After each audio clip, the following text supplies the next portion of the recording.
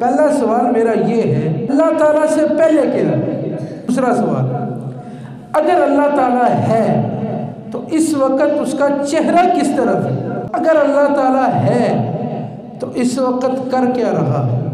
ایک دفعہ نا ایک دہریہ اس کو بولتے ہیں جو اللہ تعالیٰ کے وجود کا انکار کرے کہ اللہ تعالیٰ ہے ہی نہیں، وہ نہ اللہ تعالیٰ کو مانے، نہ قرآن مقدس کو مانے، نہ رسول اللہ کو مانے۔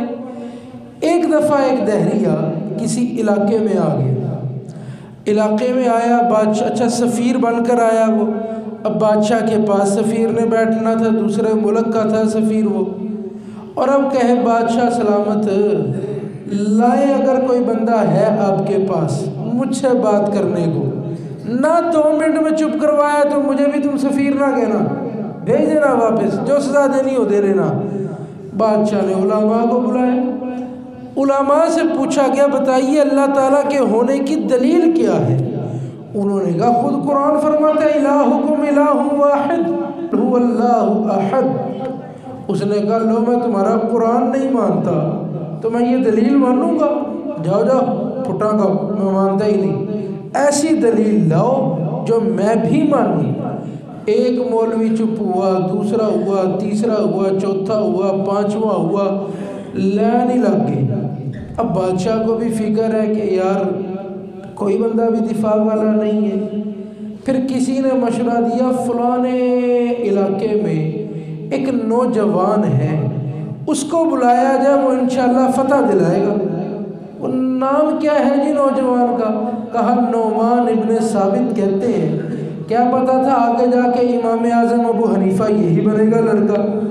تو بادشاہ نے بلایا، کہا پھر انتظار کس بات کیا، بلائے گی ان کو۔ بادشاہ کے دربار میں آگے امام اعظم ابو حنیفہ رحمۃ اللہ تعالی علیہ۔ اب جب آئے تو بات شروع ہونے لگی، چونکہ سفیر تھا، بادشاہ کے ساتھ اس کی کرسی تھی، بیٹھا تھا۔ امام صاحب نے آتے ہی پوچھا سفیر صاحب ایک بات بتاؤ، سوال تم کرو گے کہ میں کروں گا؟ اس نے کہا جی بات کلیئر کٹ ہے، سوال میں کروں گا، جواب تو دے گا۔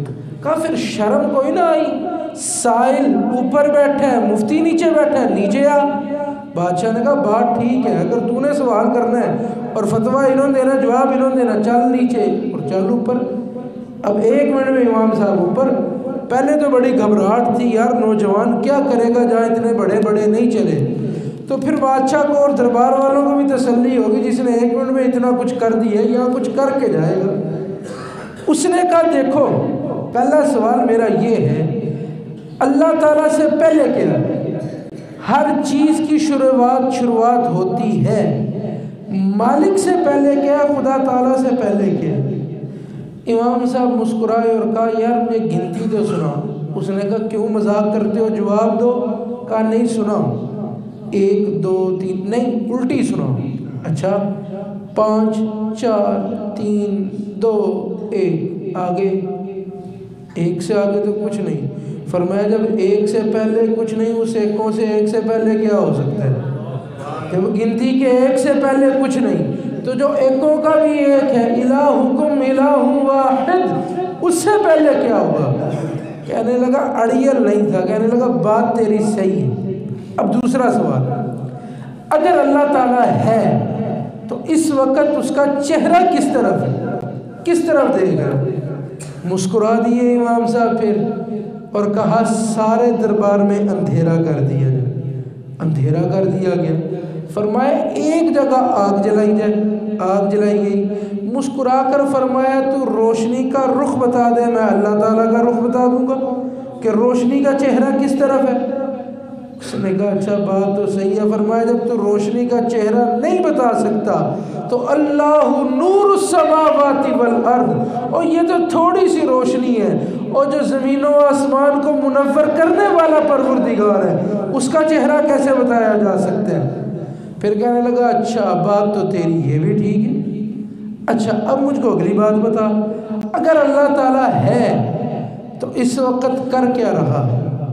امام صاحب نے لت پہ لت چڑھی، بڑا مسکرا کے کہنے لگا بس کچھ بھی نہیں، ابھی ایک 22 سال کے نوجوان کو اللہ تعالیٰ نے تخت پر بٹھایا اور سفیر صاحب کو نیچے اٹھا کر لاجواب کر دیا، یہی کچھ اللہ تعالیٰ کر رہے ہیں۔ اب وہ ہنس پڑا، ہنس کر ضدی نہیں تھا، اڑیل نہیں تھا، مان گیا۔ انہی کا ایک اور واقعہ بھی سنتے چلیے توحید پر ہی۔ ایک دفعہ ایک علاقے میں اسی طرح ایک بندہ آیا دہریہ، ایتھیسٹ۔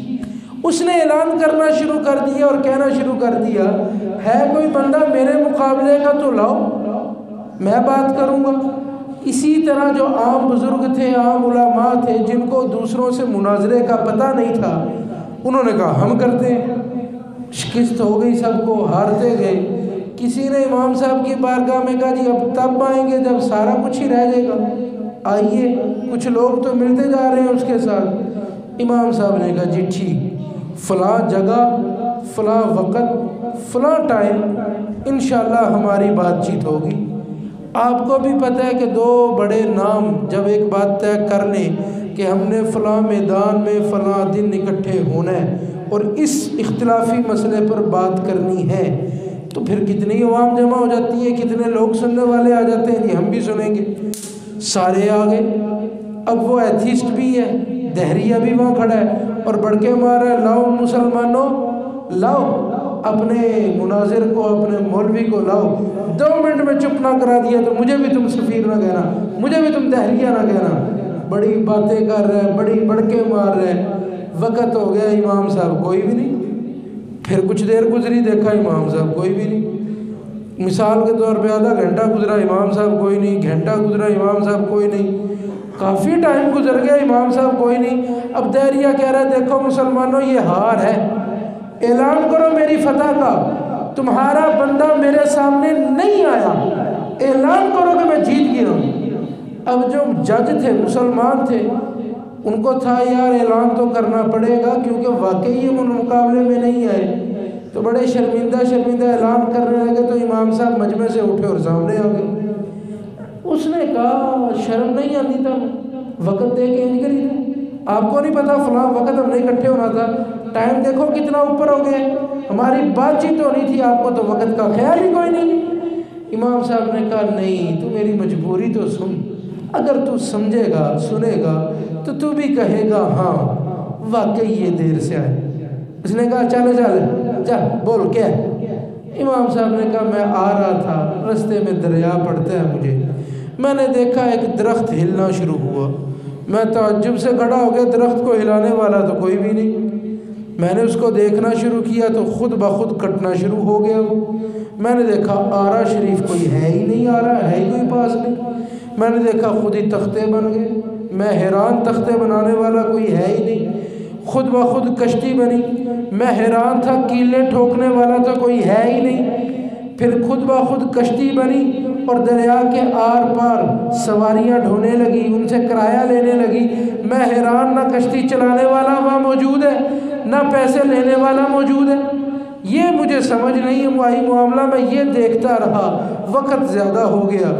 تو اس نے کہا دیکھو میں اپنا مولوی، اس نے مجھ سے بات کرنی تھی، اس کا تو دماغ خراب ہوا پڑا ہے، کوئی ایسے ہو سکتا ہے کہ درخت خود ہلے بغیر ہلانے والے کے، تختے بغیر تختے بنانے والے کے بنے؟ یہ تو ممکن ہی نہیں، یہ ہم سے بات کرے گا؟